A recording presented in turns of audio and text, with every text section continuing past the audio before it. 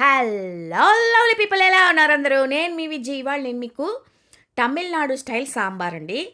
ఈ సాంబార్కి మనం ఏంటంటే సాంబార్ పొడి యూజ్ చేయట్లేదు.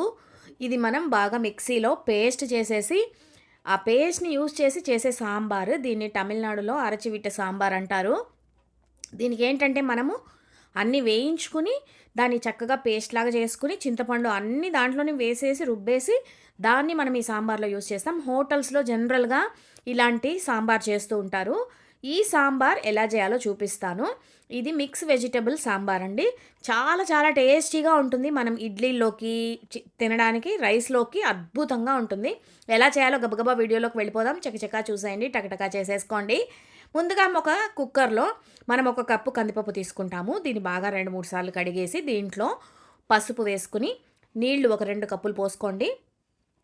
తర్వాత దీంట్లో మనం కాయగూరలు ఏవైనా వేసుకోవచ్చు. బీన్స్, క్యారెట్, తర్వాత ముల్లంగి, ఉల్లగడ్డ ఇలాంటివి ఏమైనా వేసుకోవచ్చు. నేనైతే ఇవాళ ఏం చేశానంటే క్యారెట్ వేసుకున్నాను, ఆలు వేసుకున్నాను. తర్వాత నూలుకోలు ఉంటుంది కదండి, నూలుకోలు నేను బాగా ఒక పెద్ద నూలుకోలు బాగా తోలంతా తీసేసి చిన్న చిన్న ముక్కలుగా కట్ చేసుకుని అది వేసుకున్నాను. తర్వాత దీంట్లో ఒక పెద్ద టమోటా చిన్న చిన్న ముక్కలుగా కట్ చేసుకుని వేసుకోండి. నూలుకోలు చూసారు కదా, లాస్ట్లో వేసింది నూలుకోలు. మీరు కావాలంటే సొరకాయ వేసుకోవచ్చు, గుమ్మడికాయ వేసుకోవచ్చు. ఏ వేసుకున్నా కూడా చాలా టేస్టీగా ఉంటుంది ఈ సాంబారు. ఇవన్నీ మనం వేసేసి మూత పెట్టేసి బాగా ఒక 2 విజిల్స్ వచ్చే వరకు ఉడికించుకుందాము. పప్పు ఉడికిపోతుంది, అలాగే కాయగూరలు కూడా ఉడికిపోతాయి. మీరు కావాలంటే పప్పు సపరేట్గా, కాయగూరలు సపరేట్గా కూడా ఉడికించుకోవచ్చు. ఇప్పుడు ఒక కడాయి వేడి చేసుకోండి. దీంట్లో ఒక పెద్ద చెంచాతో ఒక చెంచా ధనియాలు తీసుకోండి, ఒక అర చెంచా జీలకర్ర, ఒక చెంచా శనగపప్పు, ఒక 1/4 చెంచా మెంతులు, 1/4 చెంచా మిరియాలు వేసుకోండి.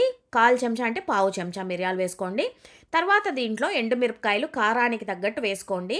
వేసుకుని బాగా దోరగా వేగిపోయాక స్టవ్ ఆపేసి దీంట్లో ఒక చిన్న ఉసిరికాయ సైజ్ అంత చింతపండు, తర్వాత ఒక కొంచెం పచ్చి కొబ్బరి కానీ ఎండు కొబ్బరి కానీ ఏది కావాలంటే అది వేసుకోవచ్చు. నేనైతే పచ్చి కొబ్బరి వేసాను ఇవాళ. దీన్ని మనం బాగా చల్లారనిచ్చి నీళ్లు పోసి ఇలా పేస్ట్ లాగా చేసుకోవాలి. చూడండి, మెత్తగా రుబ్బేయాలి, అస్సలు బరకగా ఉండకూడదు.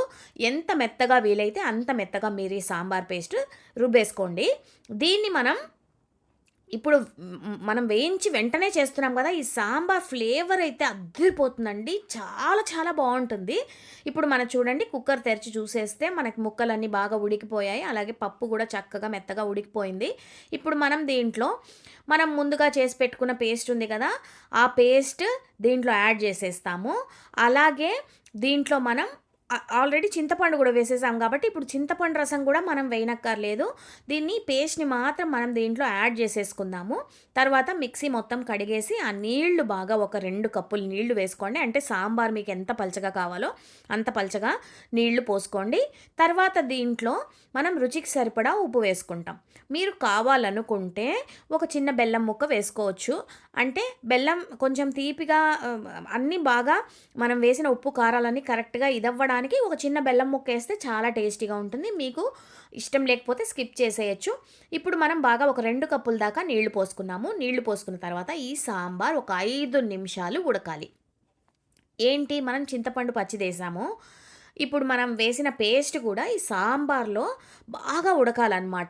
ఉప్పు కూడా వేసేసుకున్న తర్వాత ఒక 5 నిమిషాలు దీన్ని బాగా తెరలనివ్వండి. పక్కన స్టవ్లో దీన్ని అలాగా తెరలుతున్నప్పుడు మనం దీంట్లో పోపు కోసం అయితే ఇంకో స్టవ్లో రెడీ చేసేసుకుందాము. ఆ సాంబార్ కలర్ చూసారా, మనం రెగ్యులర్గా చేసే సాంబార్ లాగా అయితే ఖచ్చితంగా ఉండదండి. ఇది టేస్ట్, కలరు అద్భుతంగా ఉంటాయి.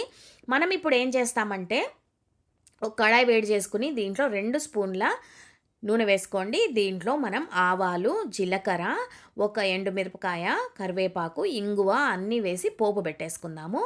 ఇప్పుడు పోపు కూడా రెడీ అయిపోయింది. మనకి సాంబార్ కూడా బాగా ఉడుకుతోంది. ఇప్పుడు దీంట్లో మనం చేసుకున్న పోపుని అలా పైన వేసేయండి. గుమ్మగుమ్మలాడిపోతుందండి సాంబార్ అయితే. ఇప్పుడు మనం ఏం చేయాలంటే దీనిపైన సన్నగా తరిగిన కొత్తిమీర అలా చల్లేసుకోవాలి.